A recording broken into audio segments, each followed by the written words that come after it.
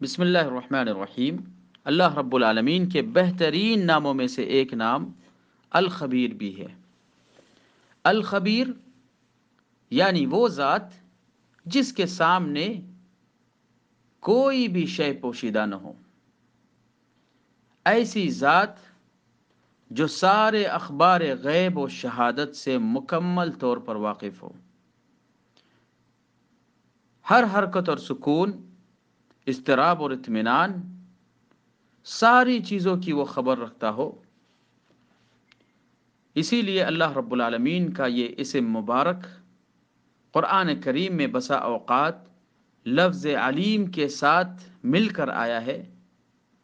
العلیم الخبیر، اور قرآن کی بعض آیتوں میں یہ اسم مبارک بصیر کے ساتھ مل کر آیا ہے، جو اس بات پر دلالت کرتے ہیں کہ اللہ رب العالمین کے سامنے پوشیدہ اور ظاہر چیزوں میں کوئی فرق نہیں، ساری چیزیں اس کے سامنے واضح ہیں۔ السر عنده علانیہ، دنیا کا پوشیدہ ترین کام جو کتنے ہی خفیہ انداز میں کیوں نہ کیا جائے، اللہ رب العالمین کے سامنے وہ بالکل عیاں اور بالکل واضح ہیں۔ تو لفظ خبیر اللہ رب العالمین کے لیے قرآن کریم میں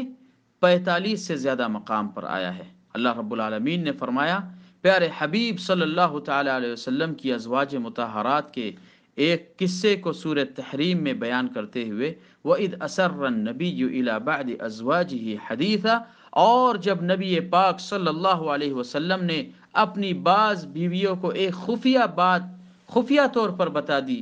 تو جب اس بیوی نے وہ بات دوسری بیویوں کو بتا دی تو اللہ نے نبی کو اس کی خبر کر دی، تو انہوں نے اسی وحی کا کچھ حصہ اپنی بیویوں تک پہنچایا تو وہ تعجب کا شکار ہو گئی، اور انہوں نے کہا کہ آپ کو یہ سب باتیں جو ہم نے آپس میں کی تھی آپ کو کیسے خبر لگی؟ تو پیارے حبیب صلی اللہ تعالی علیہ وسلم نے فرمایا، نبأنی العلیم الخبیر، مجھے تو اس ذات نے بتایا ہے جو ہر چیز کا، ہر شے کا جاننے والا ہے اور ہر باریک بینی شے کی خبر رکھنے والا ہے۔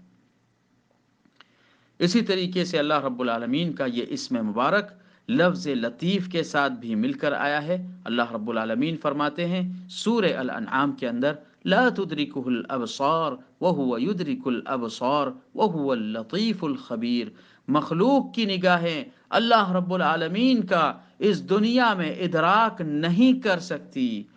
بلکہ اللہ رب العالمین ہی وہ ذات ہے جو ہر چیز کا اور بندوں کی نگاہوں کا ادراک کر سکتا ہے، اور وہ انتہائی دور بین و باریک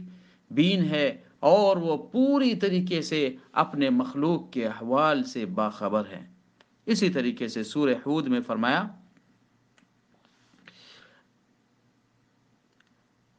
الف لام را کتاب احکمت آیاتہ ثم فصلت من لدن حکیم خبیر۔ الف لام را، یہ ایک ایسی کتاب ہے جس کی آیتیں انتہائی زیادہ ٹھوس اور محکم ہے، پھر ان کی تفصیل اس کی طرف سے بیان کر دی گئی ہے جو صاحب حکمت ہے اور ہر چیز کی خبر رکھنے والا ہے۔ اور سورہ بنی اسرائیل میں فرمایا، وَكَفَى بِرَبِّكَ وَكَفَى بِرَبِّكَ بِذُنُوبِ عِبَادِهِ خَبِيرًا بَصِيرًا، اور آپ کا رب اپنے بندوں کے گناہوں سے اچھی طریقے سے واقف ہے اور انہیں اچھی طریقے سے وہ دیکھ رہا ہے۔ تو اس میں خبیر قرآن مجید میں متعدد مقاموں پر واقع ہیں، کبھی یہ اسم بصیر کے ساتھ مل کر آیا ہے، کبھی یہ اسم علیم کے ساتھ مل کر آیا ہے، کبھی یہ اسم لطیف کے ساتھ مل کر آیا ہے، اور یہ سارے اسما اس بات پر دلالت کرتے ہیں کہ اطلاع اور خبر کی